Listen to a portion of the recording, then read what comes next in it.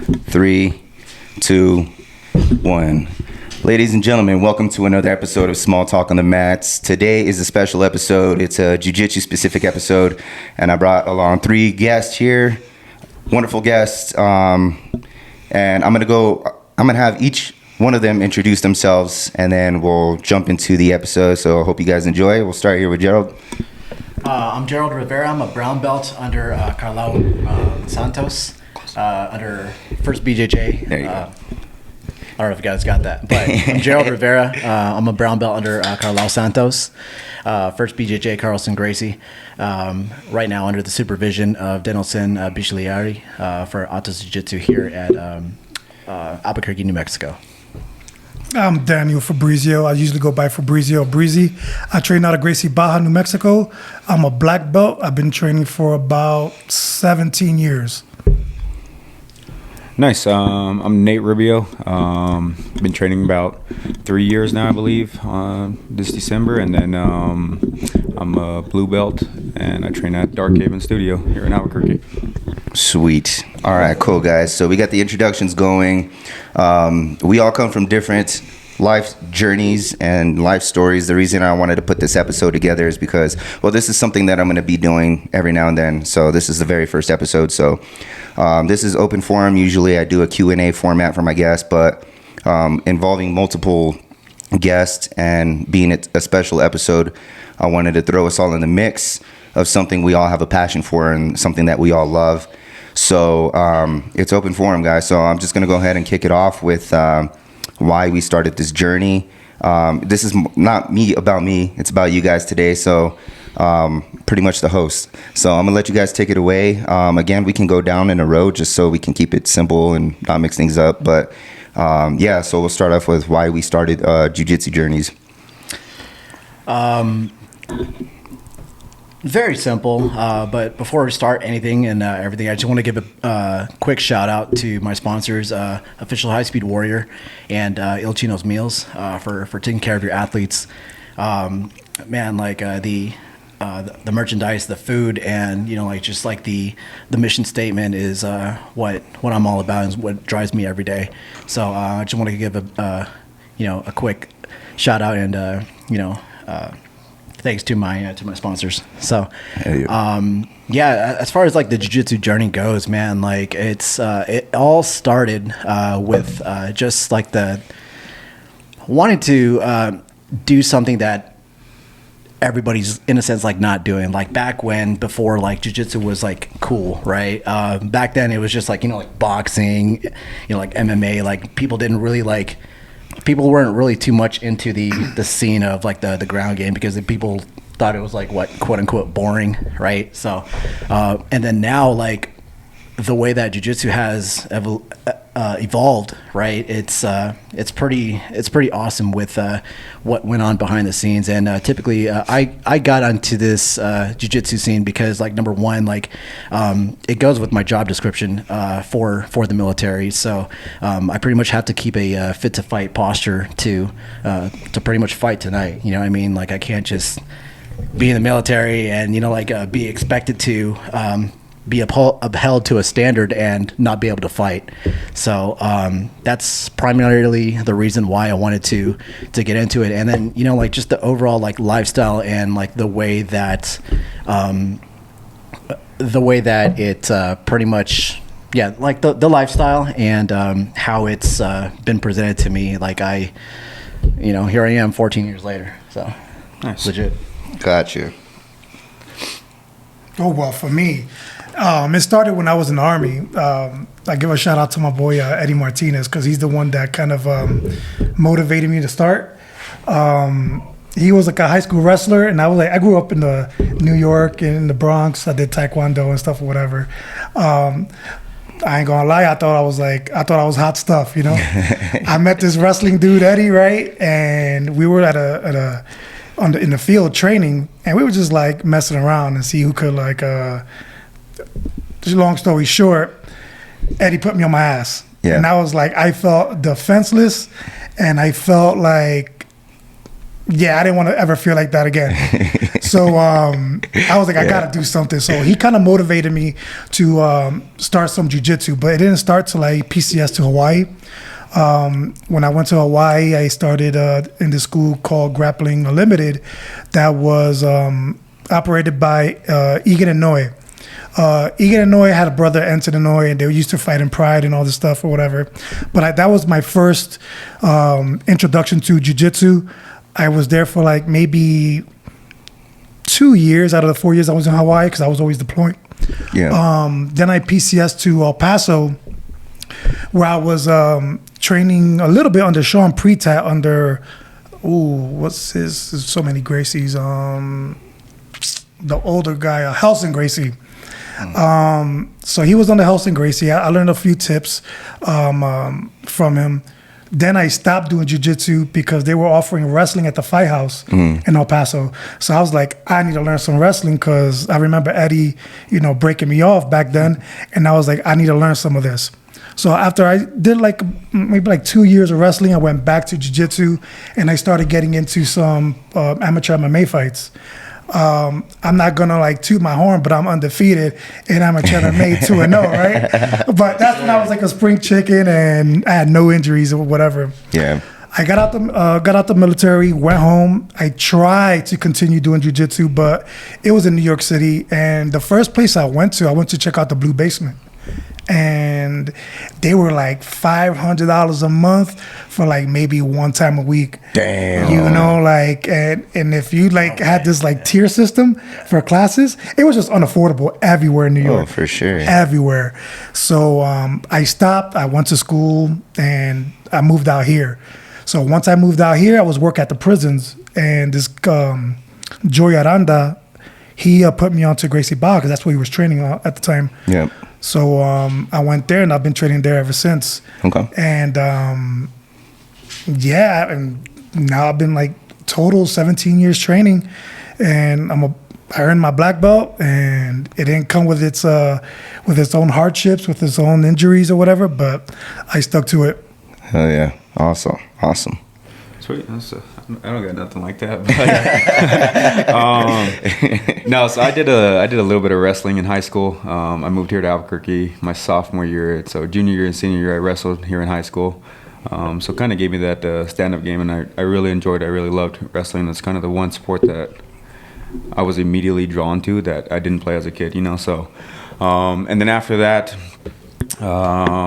same kind of deal, going to basic, and then, seeing who you match up with and seeing who you can roll with and beat and whatnot. And then after that, I started traveling for work, and I ended up in Corpus Christi for a little while, and I was doing catch wrestling there, which is pretty cool, right? It's like a old style no-gi, right? Nobody really does catch wrestling, so I didn't know what it was at the time, but it had wrestling in it, so I was like, let's try it out. Yeah.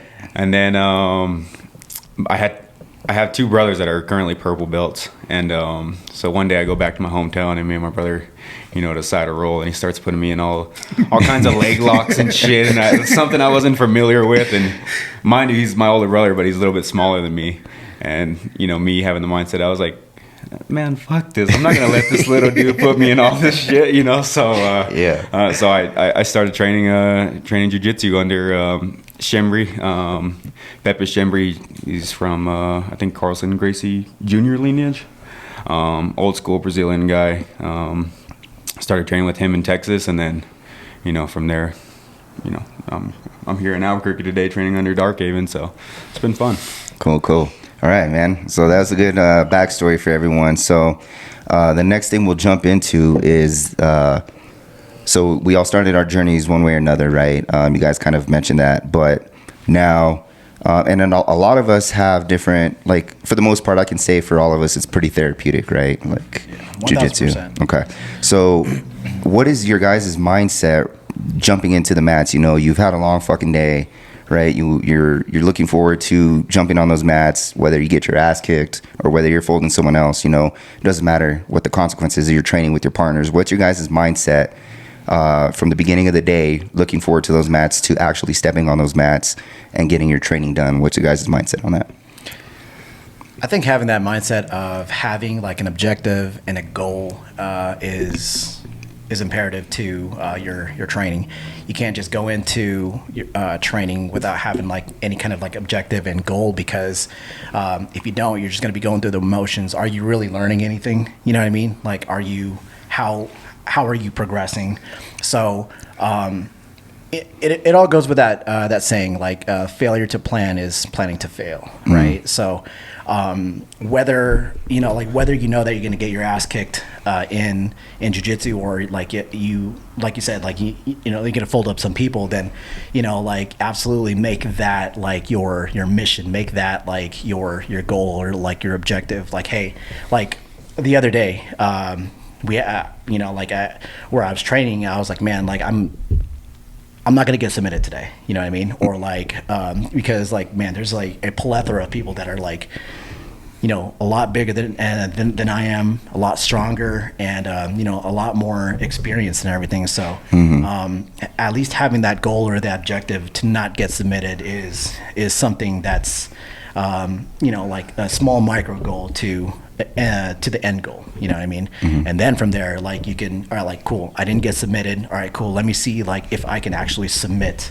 my fellow training partners, or like even getting into the competition scene and stuff like that, because those small goals will end up eventually being into the bigger goals, like for competition and stuff like that. So yeah, I think having a goal and an objective is imperative to like the training, instead of like going through the motions and like, oh, okay, like here I am, what are we gonna do today? You know what I mean? Of course, like the class or like the professor, they're gonna have an objective for you, right? But in that sense too, like it's you that's putting in the work, it's you that's doing everything, right? Essentially doing the roles, right? So you might as well have those objectives for yourself as well. So. Yeah, I agree with about majority of the things you said, right? Because it varies for everybody, right? My days are usually long. My social battery is usually depleted by the end of the day. And, depending on my clientele, like I'm a social work case manager for homeless vets. And some of the decisions, these people make, or the kind of the positions they put me in, it drains the battery a little bit. So my thing is like, I'm going to jiu-jitsu, just to fold people up, to take out my frustrations. But again, I'm not trying to hurt nobody. These are my teammates. Right. But I'm just trying to get my frustrations out there. Trying to get rid of my frustrations. Is that usually the case? No, because usually it's me getting folded up, and that's just what it is. When you were mentioning about jiu-jitsu being therapeutic, 100%. And you probably hear this on other podcasts or other big jiu-jitsu names talking about this. But when you're on the mats, you're usually taking your mind off of, those struggles, those hardships, those obstacles that you're going through in life. And it makes you present and worried about that problem that's in front of you. So it forces you kind of to have like a solution for that problem you're dealing with there. And you forget about all your other problems that you're going through, whether it's like relationships, bills, or whatever life throws at you. You're forgetting about them because you're focused on what your partner is putting you through right now. So my mindset going in is like kind of like old school, but even though I'm not always motivated to train, but I'm disciplined. When motivation fails, discipline is usually the one thing that's going to be in your favor. That's it. So I just show up, even if I'm not 100%, if I'm mopey, not motivated, I just show up there because I know there's somebody who is going to benefit from me being there. Somebody, white belt, blue belt, may have a question about takedowns or hip throws, and I'm there to answer. I'm there to help. I'm there to be their little training partner so they could practice these moves on. I don't always do live training after a class because I'm not really motivated. I got injuries. I got arthritis everywhere. But if somebody's willing to ask me questions, I'm willing to put myself out there for them so they could just drill all they want. And it's just about helping my partner, helping other people get better. And if I could help out one person, I did my job. That's it. Okay. Cool. I love it. Yeah, I totally agree with what both of you guys said. It's like anything else, like running or biking or, swimming or weightlifting, you kind of get into that flow state, like where you guys said, you know, you just kind of forget about everything that's around you. And, you know, sometimes I catch myself like, right, they're doing the instructions and I'm like spacing out on the shit of like, you know, of life, right? Like I'm thinking about life and I'm spacing out on the move and you're like, all right, well, fuck, what did he do? You know what I mean? But I think once you start doing it and like being a part of the, like really locking in and focusing on what you're supposed to be doing inside the gym, you know, it plays a big role in like how you develop in your game and outside. But you know, last thing I want to be is the easy round, right? So that is the last thing I want to be. So you know, I'm going to jiu-jitsu with the mindset of not being in the easy round. You know, hopefully I'm the hardest round. You know, that you guys have, or the guys that I'm rolling with have. So I think that's probably the biggest part of it for me, is just going in with the mindset of, hey, I might, you know, I'm trying to smash people, but you know, at the same time, it's probably gonna be the opposite. That's funny. I never looked at it that way, being the easiest or the hardest round, but that's pretty cool.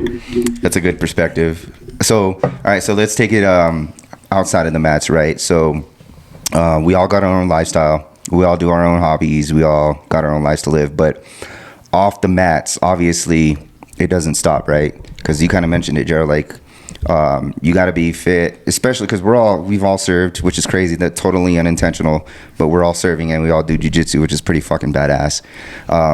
But with the military mindset, you know, that instilled a lot of discipline in all of us, right? So even when we're off the mats, it's not like we're just fucking slobbing around doing jack shit. So off the mats, what is your guys' habits and lifestyles that keeps you motivated, disciplined, and fit for the mats when you do get to the mats?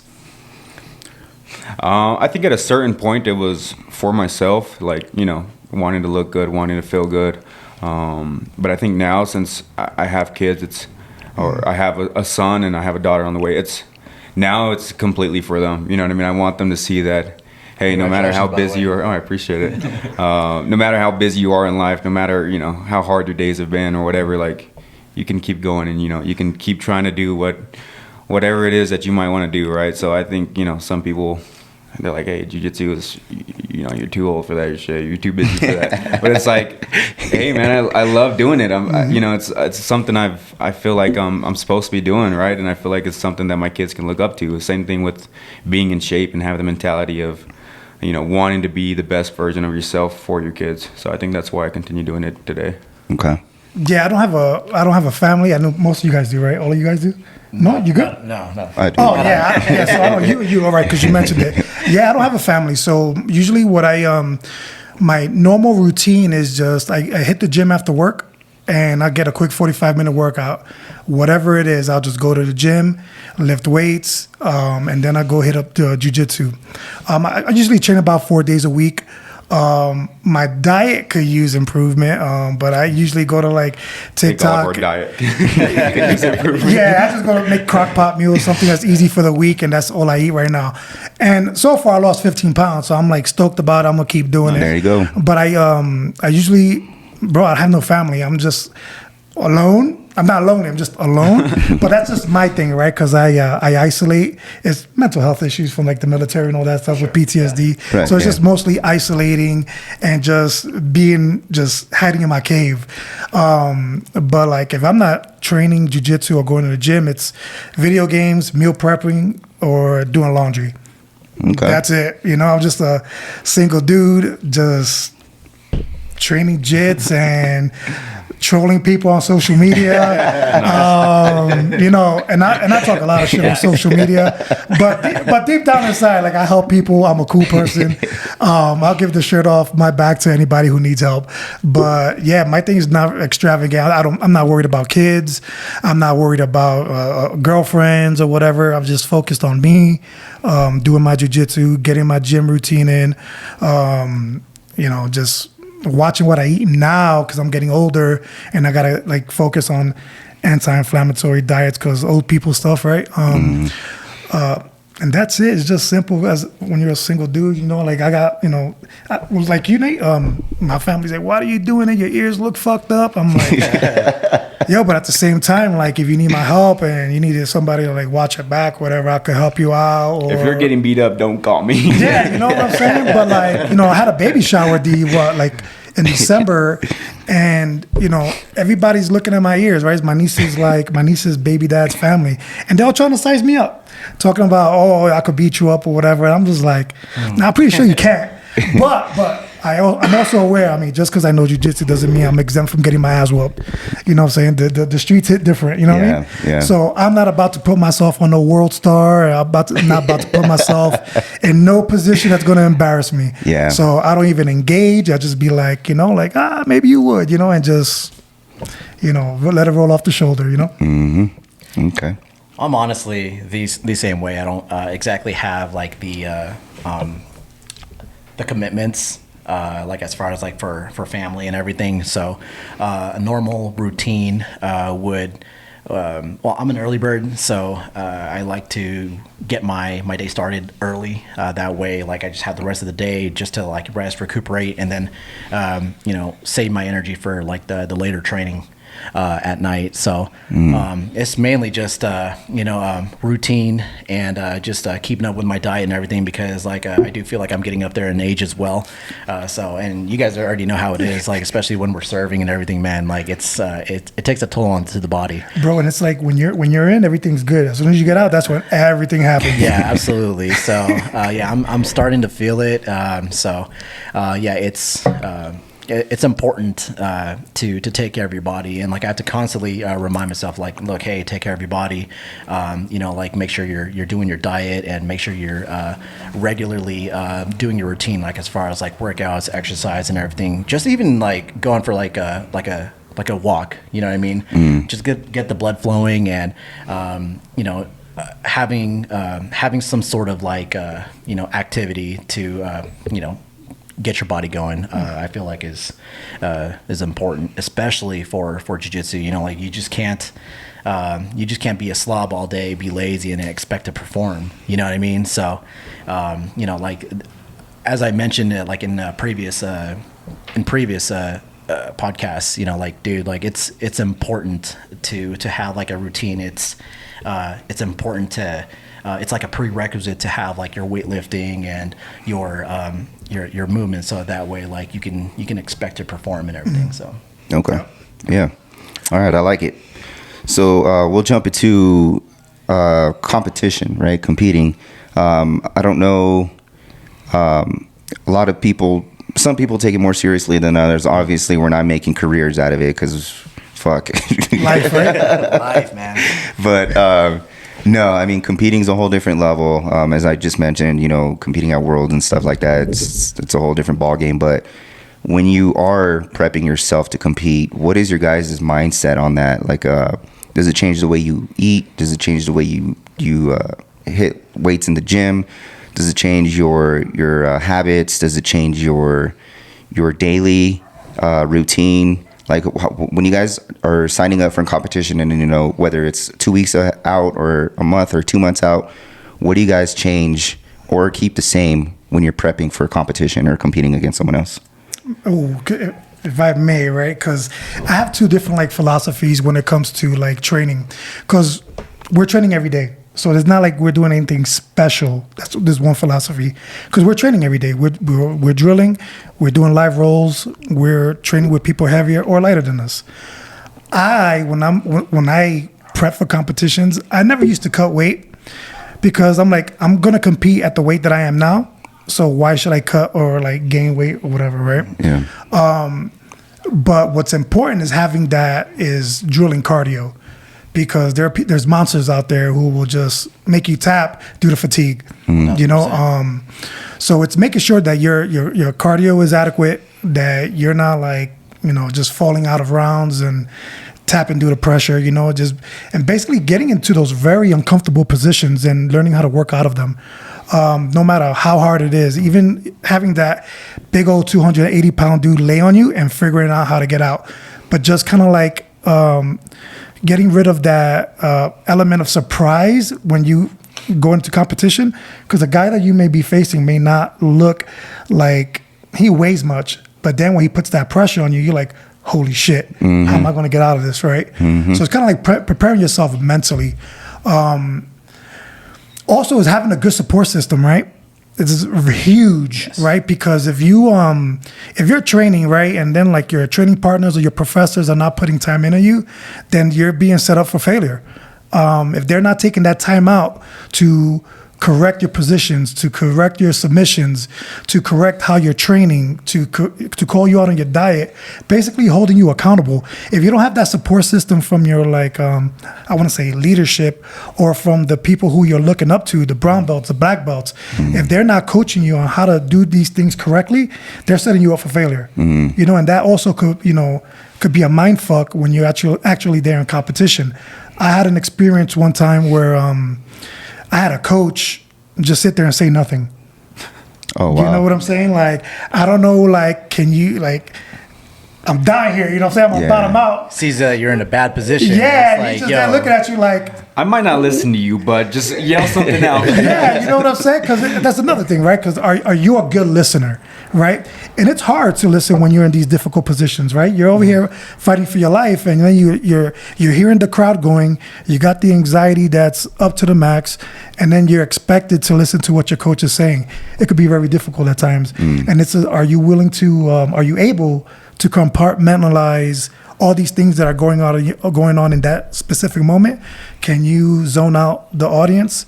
Can you zone out the referee? Can you zone out this guy that's on top of you and hear that one voice that you know, whether it has a Brazilian accent or not? Can you look for that and like, all right, and dig deep and hit those moves? But it basically comes from like that support system, because if you don't believe those people are there for you, you're gonna fail 100%. Okay, I like it. Yeah, I stand by that 1,000%, man. Like having a good support system to hold you accountable is definitely something that is needed.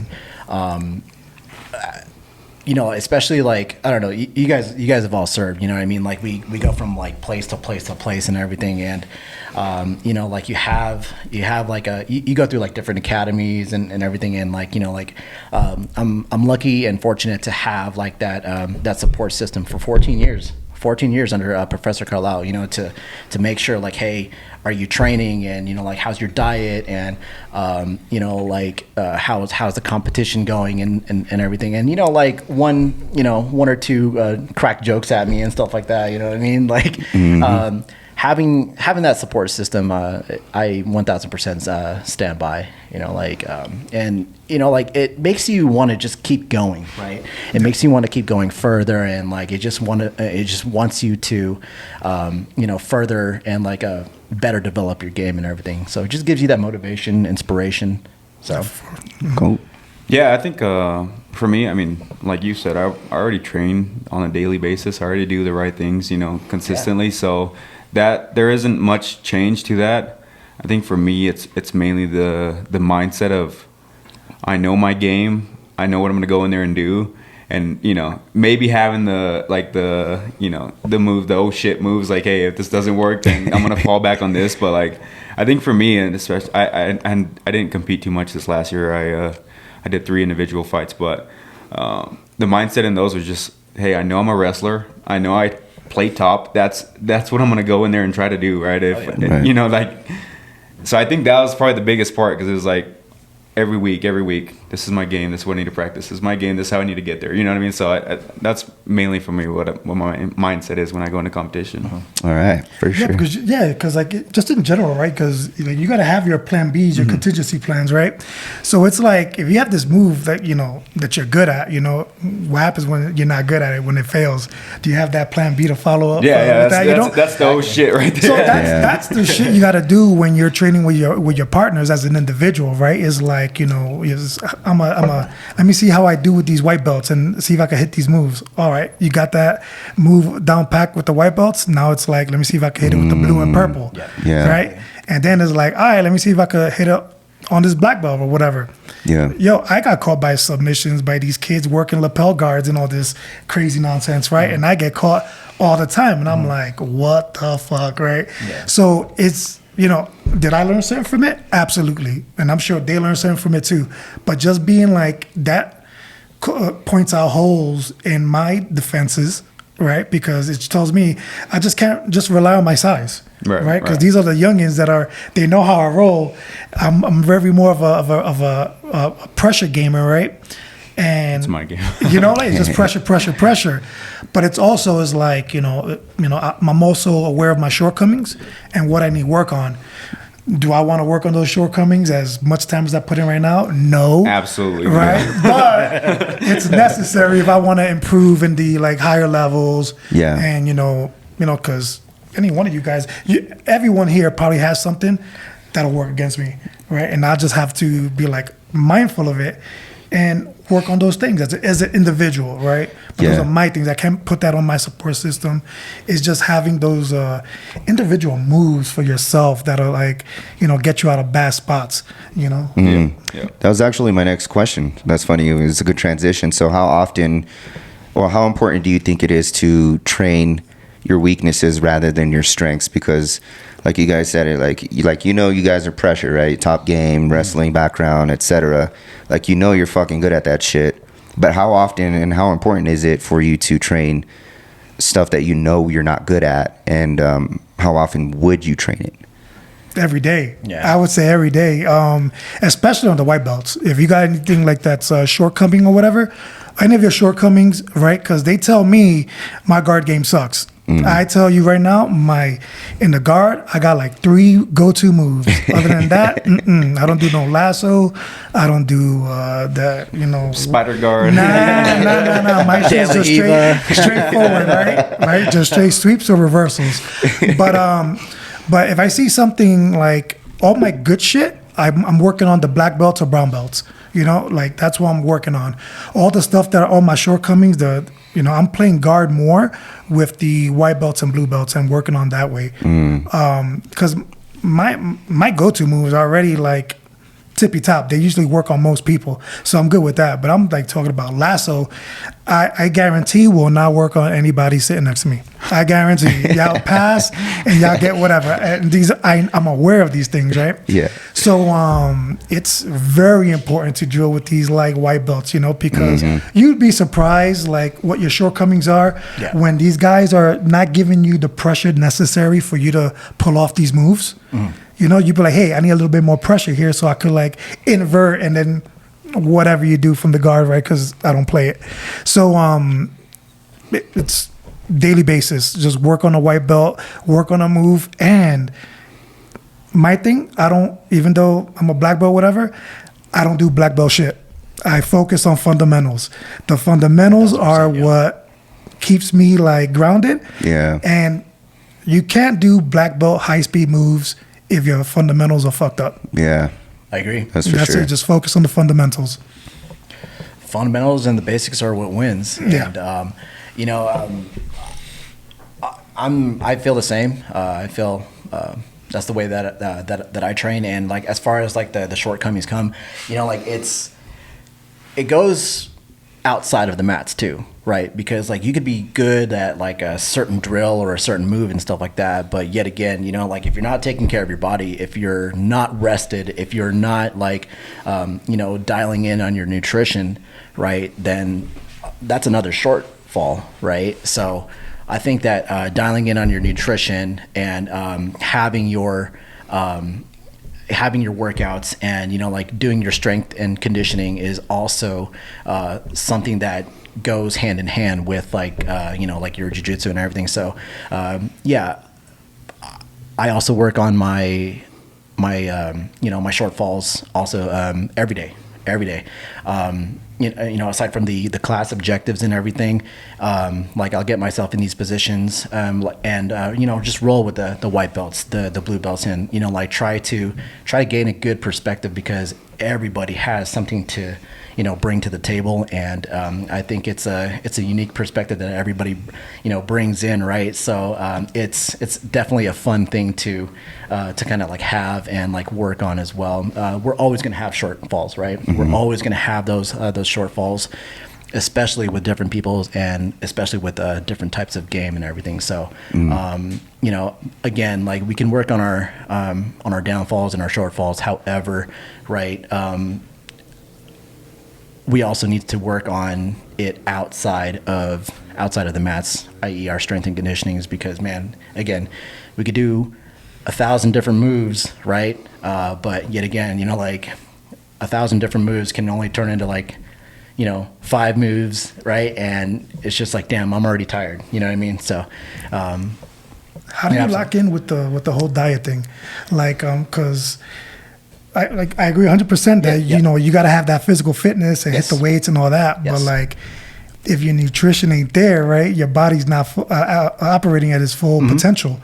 So how do you lock in when you have that diet? Like, I struggle with food, right? Because I want that Del Taco burrito, I want that double cheeseburger. But like now I started like, not that I'm locking in, but I started eating better just because I saw these meals that were easy to eat, high protein, low carbs, and they're easy to make. How do you lock in? Well, I'm not going to say I'm the greatest at it, or like I'm not, I'm not always 100% with it, but to lock in with it, you always have to talk to yourself saying like, yo, is this going to make me feel better, or is this going to make me feel like shit later? Right? Is this meal going to benefit me later on during practice? If I eat heavy now, like, am I going to pay for this? Or what are the repercussions going to be during practice? Or what are the repercussions going to be during a tournament? You know what I mean? So locking in, right? Like, you really have to like tell yourself. And plus, like, people have like they hire nutrition coaches, or like they hire coaches for strength and conditioning and everything, right? So like you have that outlet. But staying locked in to that, like, you really have to tell yourself, like, yo, is this going to benefit me later on in the long run? You know what I mean? But if you're not, of course, like, if you're not like prepping for tournaments or like a super fight and stuff like that, have it your way, right? Mm-hmm. But for me specifically, like, if I'm staying locked in with something and like I know that I have to make weight, right, or if I know that this is going to benefit me later, like, these are the questions that you have to ask yourself every single time.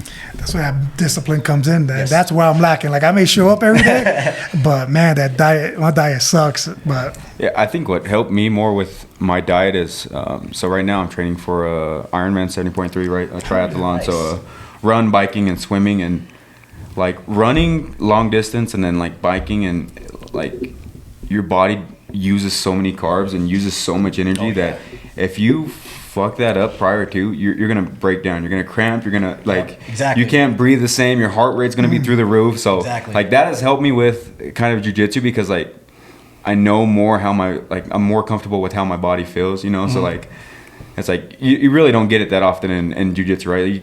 You maybe get some cramps or whatnot, but you have the rest, right? You got 5-minute rounds and then you rest for a minute or whatever. But when you're running for 13 miles, 20 miles, 26 miles, you're like, your body's just breaking down, and you're like, fuck, I probably should have ate better last night. You know what I mean? I probably shouldn't have had that beer, But so I think that's what helped me more with. And don't get me wrong, I still kind of eat like trash sometimes. But when it's time to eat good, I'll try to lock in and eat good. But yeah, that's how I help. Well, that's what helped me with my diet. All right, cool. What's up, everybody? This podcast is brought to you and sponsored by the Rock Family Therapy. Not every battle is fought in combat. Some are fought in silence, in your head, in your home, or behind the mask you wear every day. At the Rock Family Therapy, they stand with those who fight to rise again. Veterans, first responders, parents, or anyone carrying the weight of trauma, loss, or stress. This isn't just talk therapy. It's rebuilding from the inside out. It's mental conditioning for life. A place to reset, refocus, and rise stronger. Whether your uniform is military, professional, or just the armor you put on to make it through the day. If you're ready to face what's been holding you back, they're ready for you. Call or text 505-336-0238 or email r.villy@therockfamilytherapy.com or visit therockfamilytherapy.com, because warriors come in many forms and every warrior needs a rock. What's up, everybody? This podcast is sponsored and brought to you by Toehold. As you know, I've been a long-time customer and supporter of Toehold. I'll give you 3 reasons why I love this company. 1 is because they're huge supporters of veterans, law enforcement, and first responders. 2nd reason is because everything is American-made with integrity as it should be. And 3rd reason is because they have the best customer service that you'll ever receive with timely responses. Now, their main focus is flip-flops that'll last you a lifetime, but they also sell caps, shirts, rash guards, wallets, you name it. One of my favorite ethically sourced exotic leathers here is Murder Hippo flip-flops. We got stingray, elephant, crocodile. And if you don't want an exotic leather, you got different options on vegetable tan leather with stamps and colors. And going to the wallets here, we got zebra, we got stingray, we got John Wayne style minimalist wallet, and then going to the key fobs. So guys, go show your support. You have so many options with different exotic leathers. Go show your support for AG and Toehold. Tell them I sent you. Thank you. Peace out. So this is a two-part question that I thought about is, what is your guys' proudest moment in Jiu-Jitsu so far? And what's the wildest story that you've had in Jiu-Jitsu so far? Oh, well, my proudest moment was earning the black belt for sure. You know what I'm saying? Because like 17 years of putting work into it, and you finally get recognized for it. Yo, one of the biggest accomplishments ever, right?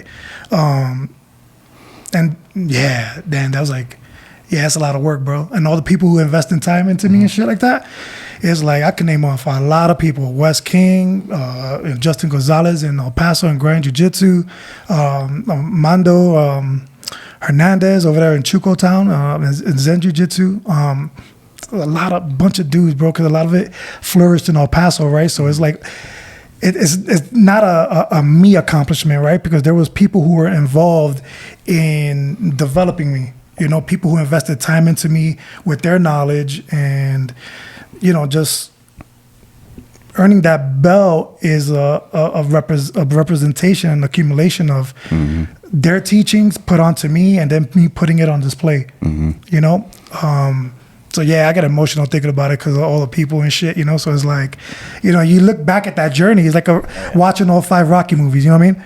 And it's like you go from the beginning to the downfall to rising up again and all this other shit, right? And it's just it's you know, it's emotional. Damn, and one of my craziest ones is like I was training in Iraq. I was responsible for kind of like doing a combatives course for the Iraqi army. Okay. And you know those, if you ever been to Iraq or ever seen like these guys in the Middle East try to do a jumping jack, they can't do a jumping jack to save their life. You know what I'm saying? They're like, they can't do shit. So I was responsible for like you know, training. We had no mats. It was just on concrete slabs, right? And we were just there, you know, drilling takedowns, basically just like the level 1 combatives type shit they do in the army. I was doing that curriculum.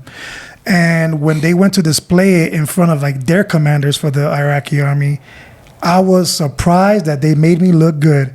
You know, they were receptive to it. It was a week long of like just taking these uncoordinated men and just having them find enough coordination to get the basic self-defense techniques down. And I was awarded a Army Achievement Medal for it. Nice. So, yeah, so I was so that was like one of my proudest moments right there. That's what's up. I'm sure that required a lot of fucking patience and attention. It's like working with an interpreter, right? Having that interpreter interpret that shit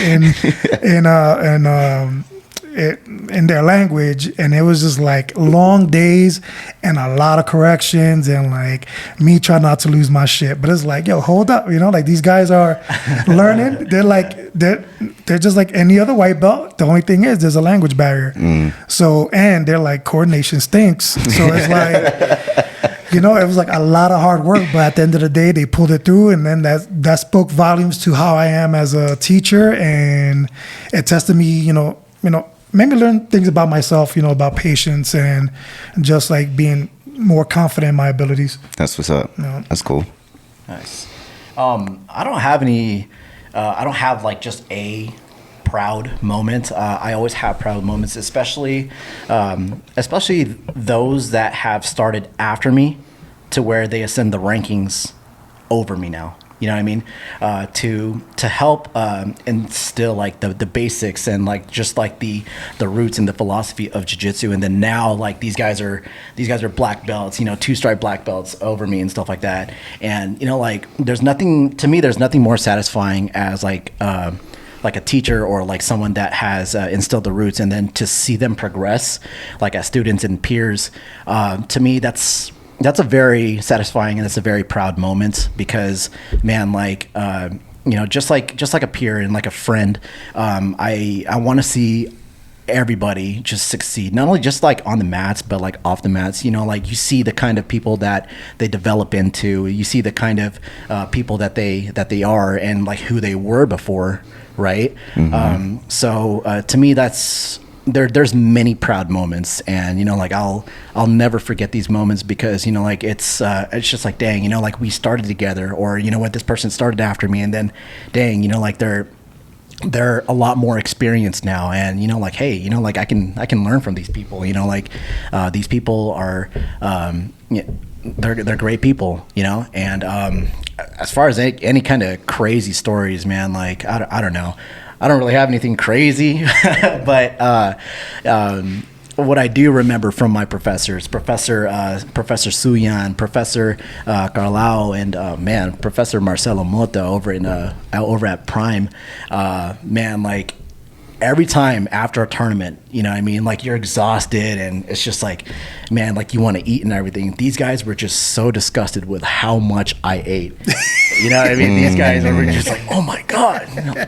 You know, like the Brazilian, you know, like, porra, guy eat too much, you know, 125 pounds, you gotta eat too much, you know what I mean? So I'm like, man, so I don't have anything crazy, like as far as like stories and stuff like that. I mean, like, especially from all my Brazilian Jiu-Jitsu teachers, man, like they taught me all the bad words and everything. So that's cool, right? But yeah, it's nothing too crazy, but you know, like I'm very proud of the people that came up after me to ascend the rankings and like have that much experience, so that way they can go ahead and take that knowledge and wisdom to bring it to everybody else, you know, because that's what the community is about, right? Like just sharing and you know, like bestowing all this knowledge onto everybody, so that way we can make that community and our community a lot better than it was yesterday. Yeah, this sport has no room for haters, man. If you're a hater, they're gonna deal with your ass real quick. Yeah. So exactly. Yeah, I think my proudest moment, honestly, just I took a chance when I moved to Texas. I moved to Denton, Texas, and you know, that's when I really made the decision that I was going to start training. And I took a chance on like a diamond in the rough gym. You know, Pepe, he had just moved there. He just barely opened the gym, so still relatively small. But I mean, this guy is 55 years old, 5th degree black belt. That, you know, no one was really there at his gym. He had, you know, 4 or 5 guys maybe when he first started. And so walking in that gym, seeing and I chose it because of the way it looked. It was just like all white mats, super clean, like simple. It was just Shembri method jiu-jitsu. That's all it was, you know. And it was like walking in there, I was like, all right, cool, you know. And obviously when you walk in a gym, you don't really like see any killers or anything. You're like, you kind of get turned away, right? You're like, I don't know if I want to train here, you know. But you know, I took a chance at this gym, and you know, he fucked me up right away, and every day since it. But he was so like slow and methodical, so like, and teaching me, and you know, teaching me the techniques and the basics. That's what they focus. That's what all those like old school Brazilian guys focus on. They just focus on the basics and technique. That's all they care about. They don't care about none of the fancy stuff. So you know, I'm proud of myself for going and, you know, taking the risk with that gym and really learning the sport and what it was about, because otherwise I wouldn't be here, you know, wouldn't be where I'm at today with it. So yeah. And also I can also, to my brother Andres, I can also kick his ass now. So fuck yeah, dude. Do you have any crazy moments that have happened so far in your journey? Nothing really crazy. No crazy injuries or anything like that. Maybe one day. Okay. Yeah. It goes back to me. Like you said that right now. It's like I was we were drilling bottom out, right? And I had this good friend of mine, Hector. He was gonna get me in Americana, and when I tried to power out, I tore my pec. Ooh, my shit! And I was like, and I'm like, I was confused. I was like, yo, you hear that? And I was like, yeah, I heard it. And I was like, I don't know, like it's not hurting. I'm like, whatever. And then I go in the mirror, you know, I go and I'm like, and I never had anything happen like that. So I'm like, I'm panicking, and then I just start like, right? It doesn't hurt. And I'm just like worrying that the image of these guys tearing their pec like these bodybuilders, and it just sinks in. Yeah. And that's the image that's going on to my head. So I run to the bathroom and I like take off my rash guard. I'm like, oh, it looks normal. All right, whatever. I wake up the next day and my whole bicep is purple. Right? So I'm like, did I just tear my bicep? Like, is that what happened? Oh, gosh. I did I went to the VA, got checked out.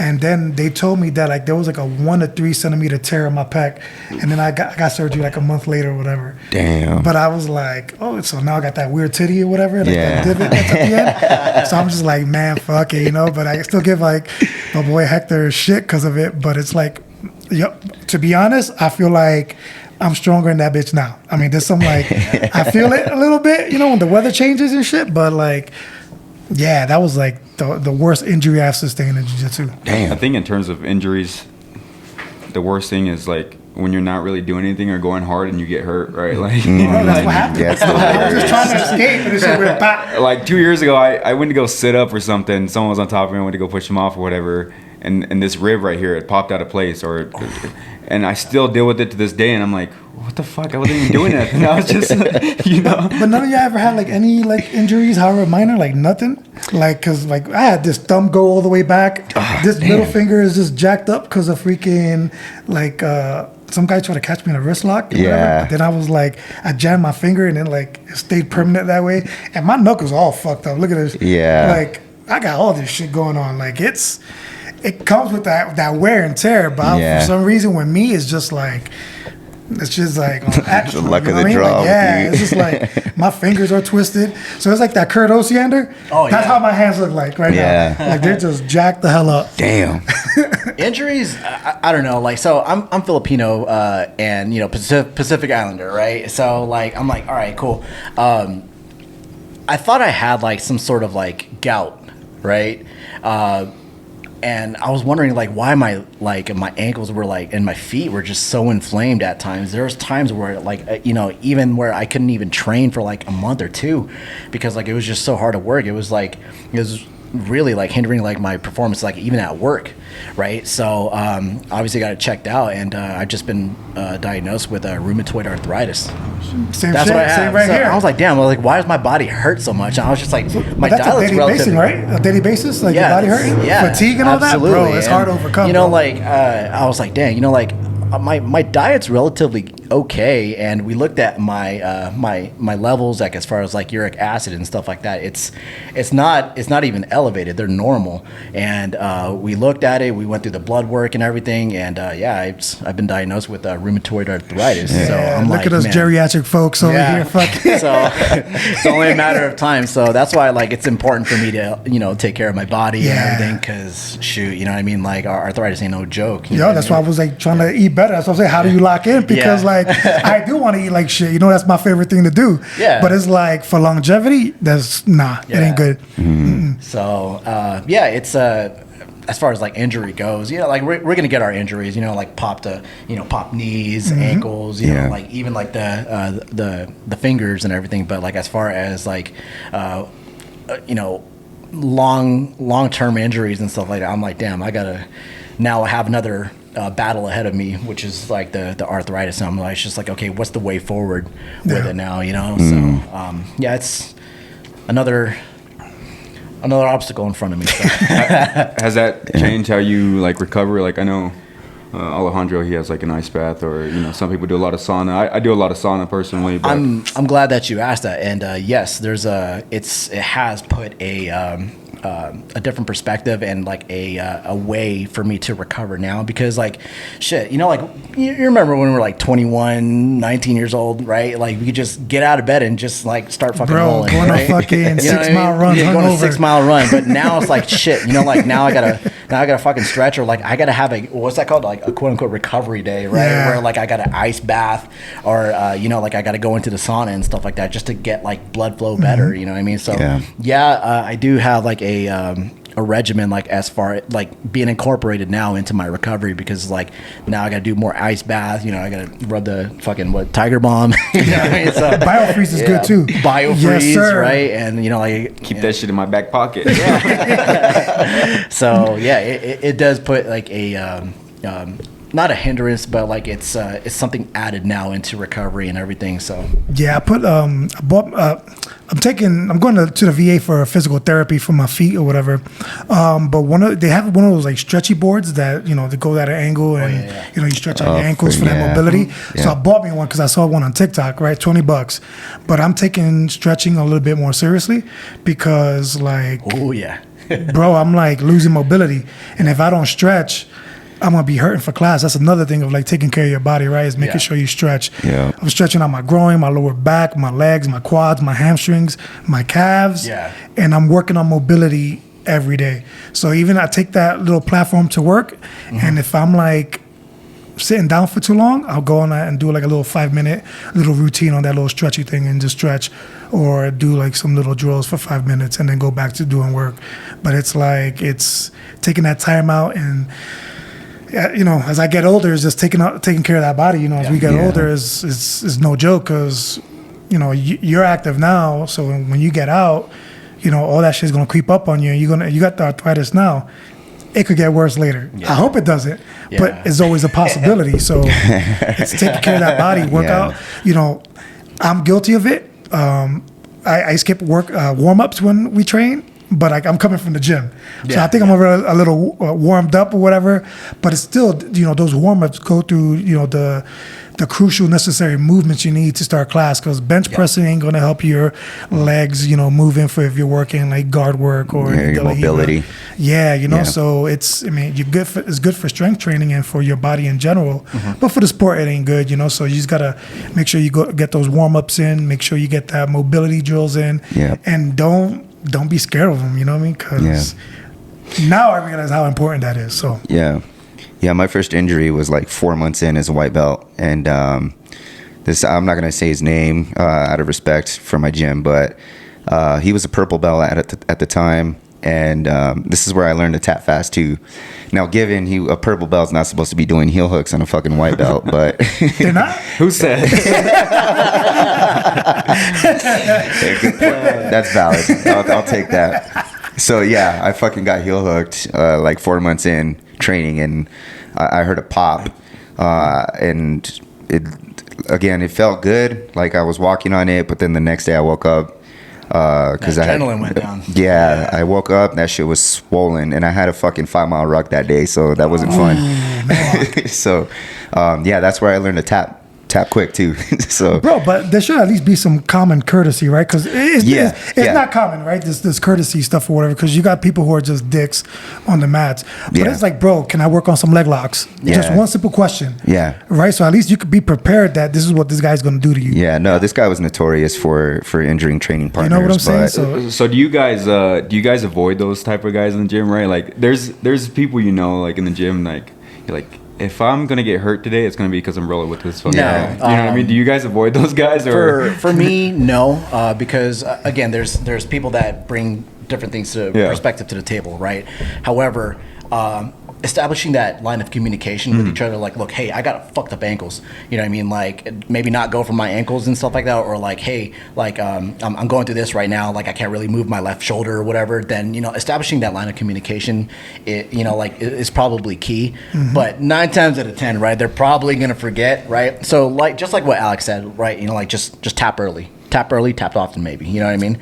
So, but like, I don't think it's any kind of reason to avoid those people. It's just like establishing that kind of communication, so that way your rules are a little bit more technical and a little bit more pleasant to roll with and stuff like that. So. Yeah, I mean, even as a black belt, I'm not going over there to hurt people. Like, my mentality now is flow roll with everybody. Let people work their stuff on me. I'm not here to hurt nobody. I've never had the displeasure of rolling with somebody who's notoriously known for hurting people. Because every time I've gotten hurt, it's been a mistake, in my opinion. I believe that. But I've never, the guy who tore my pec, like, I trained with him again. You know, at the first time, they have some little like reservations. Yeah, because like I didn't want to get put through that again. But I faced my fears and rolled with him, and he was just like pleasant about it, right? Because after I tore my pec after surgery, I started training like 2 months after it. You know, but I was like this with one arm.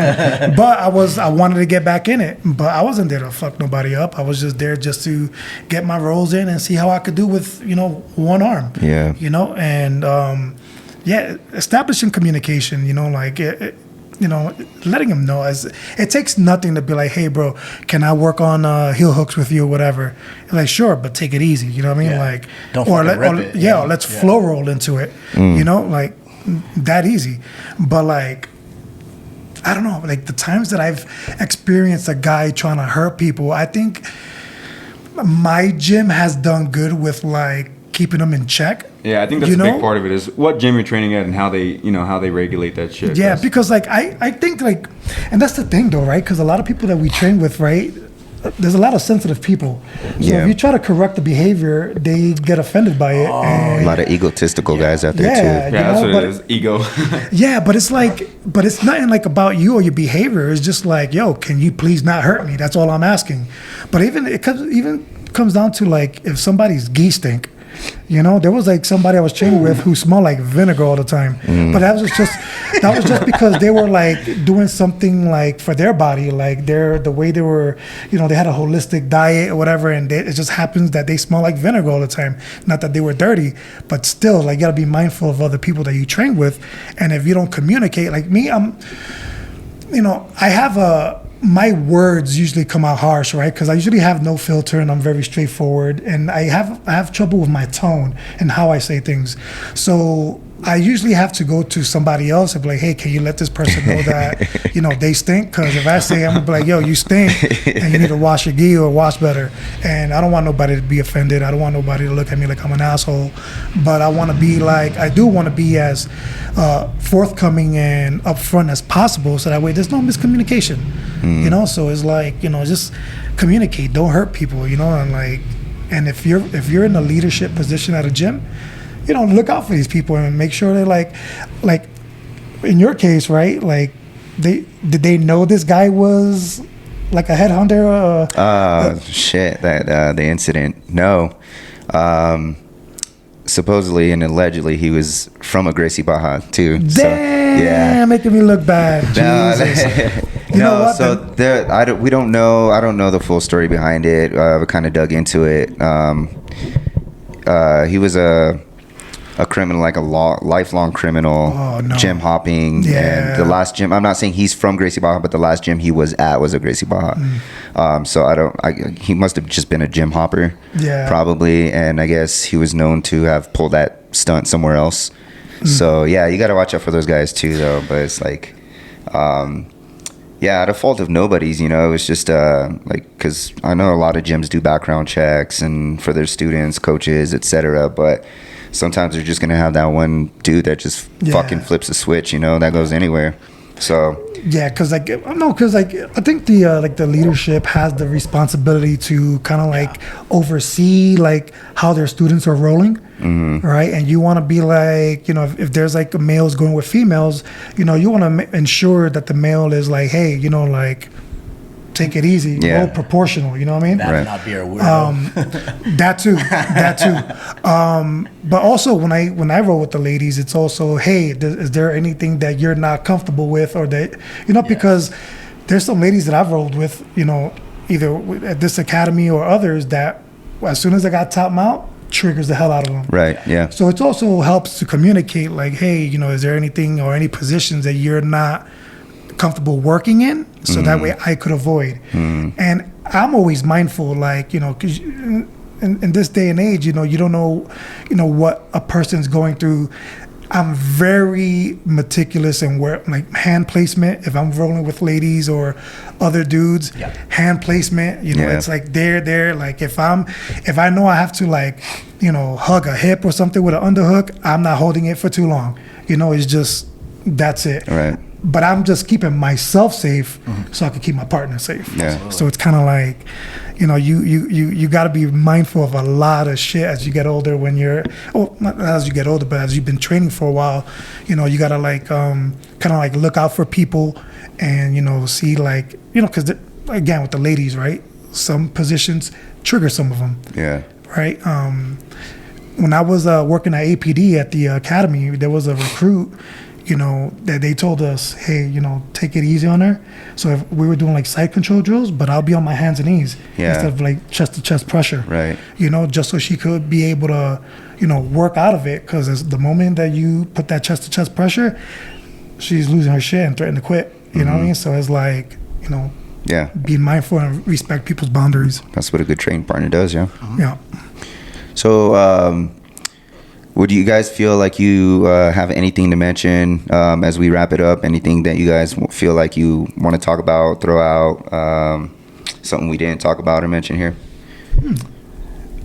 I would say just like for those coming into jiu-jitsu or barely getting started, or even like I did moving back to Albuquerque, finding the right gym, right? Like your gym, it might not be the right fit for me, and that's perfectly okay. You know what I mean? Just the way they train, just the people in there, it might not be the right fit, right? But like just finding the right gym where you actually feel at home and you feel like someone's gonna, you know, the people are gonna take care of you in that community, you know, is a community you can grow around, right? Because I see a lot of people going into the wrong gyms and then like they get discouraged and they stop, right? Like hey man, just go check a different gym out. Yeah. You might like that one a little bit more, you know. So I think that's probably what I got. Okay. I think is like, don't worry about being a crayonchi, right? You just go wherever you want to go learn from, right? There's nothing tying you down to one academy. If Carlson Gracie has some beneficial, you know, teachings, go there. If Darkhaven has some beneficial stuff, go there. If Gracie Ba has any beneficial, if Smart Jits has anything beneficial, go to all these places. If these guys offer open mats, go there. Right, get out of your comfort zone. Go with these killers that they have in all these gyms, right? Because there's killers everywhere. Go to Jackson's. They have like every Friday or first of the month Friday open mat, right? Yeah. And they have absolute killers out there, right? And people who are coming up, don't be scared. Put yourself in uncomfortable positions. Learn how to thrive in those uncomfortable positions, because that's where you develop a certain type of toughness. That's where you develop a certain type of like technique.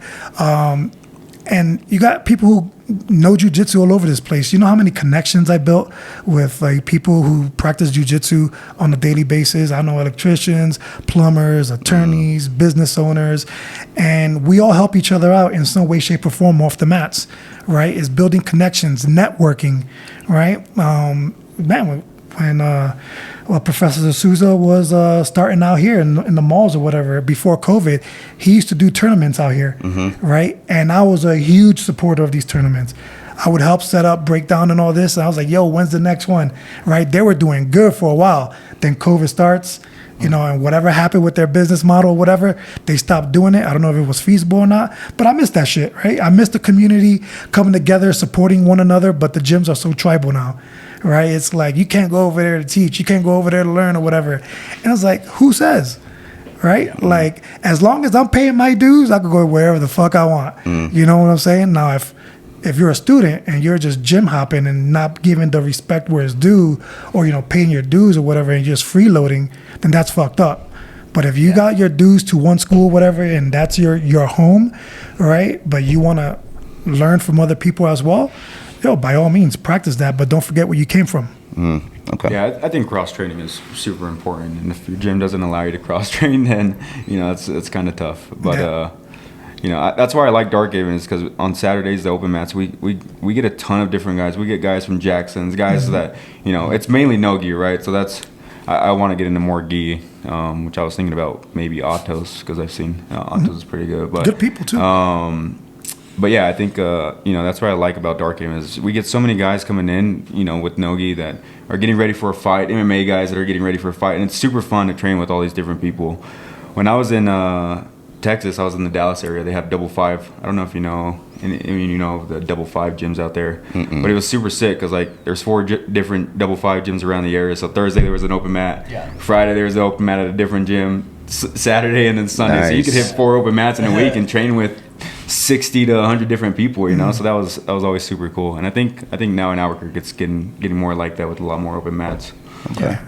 Especially with the community open mats that go on and everything, and not only just like you said, you know, like not only just to establish that connection and that rapport with people, but like you also get to learn and like you get to kind of like open up your game because you know like I mean it's just like what your hat says, right? Jiu-Jitsu's for everybody. Yeah. You know what I mean? They can't just hold on to it and harness it and then just like not share that. You know what I mean? Because eventually it's all going to catch up to you, you know? So. Yeah. Okay. All right. Well, last but not least, I always like to do for my guest, anybody you want to shout out or anything that you want to plug at the end of the episode. Now's the time to do it. Yeah, absolutely. Again, like I'd love to give a shout out to my sponsors, Il Chino Meals and Official High Speed Warrior. I want to give a big shout out to Carlson Gracie Guam. Carlson Gracie, first BJJ Carlson Gracie out in Salt Lake City, Utah. My professors, Carlau Santos, Suyan Queiroz, and Danielson Bichiliari, which is here in Atos, New Mexico. I appreciate everybody that has taken me in, and I appreciate everybody, my training partners, and the positive community that's around me. And you know, I couldn't be more grateful. And as we approach these holidays. Everybody just stay safe, train hard, and just get after it. Let's get it. Yeah, shout out to Gracie Baja, my home gym, and shout out to all the jiu-jitsu practitioners out there who I've met, who I've made friends with, who I haven't made friends with.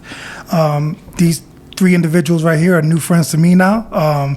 This is my first time meeting each of these guys, right? So I just found 3 new friends, right? So I work with homeless veterans. If you know any homeless veterans who are in need of housing, support, resources, send them over to the New Mexico Veterans Integration Center. The website is nmvic.org. You could refer them over to my organization, or you could refer them over to me, Daniel Fabrizio. My number is 505-541-9041. So for more information, help donate non-perishables to your local food drive or for your local families who are struggling out there during these holidays. It's not expensive to be nice or kind to people. It costs nothing. Always be nice to your fellow neighbors. Show some compassion and some empathy during the holiday season, and take care of each other. And that's all we got. Yeah. First off, shout out to Alex for hosting us. Yes, shout sir. out to you guys Thank for you. making new friends. I guess I'll give a quick shout out to my brother, that got me into this, and then shout out to Pepe Shembri, and then now Dark Haven Studios, which is my new home here in Albuquerque, and then to anybody that I train with and have trained with, will train with, don't hold back, because chances are I'm not holding back either. So yeah, it's all for learning and growing. Nice. Awesome. Yeah, well, I'm sure because we are all in the jiu-jitsu community, we're going to run across each other a lot. Yes, sir. But yeah, like you guys said, it was thank you guys for coming over, first and foremost. You guys, I'm grateful for the opportunity. This is going to be like a jiu-jitsu thing. I'm going to start doing these every now and then, so you guys might be back. Hell yeah. You guys are open to it. But yeah, hope you guys enjoyed another episode of Small Talk on the Mat, special episode of Jiu-Jitsu. And until next time, we'll see you guys. Peace out. Yeah, appreciate it.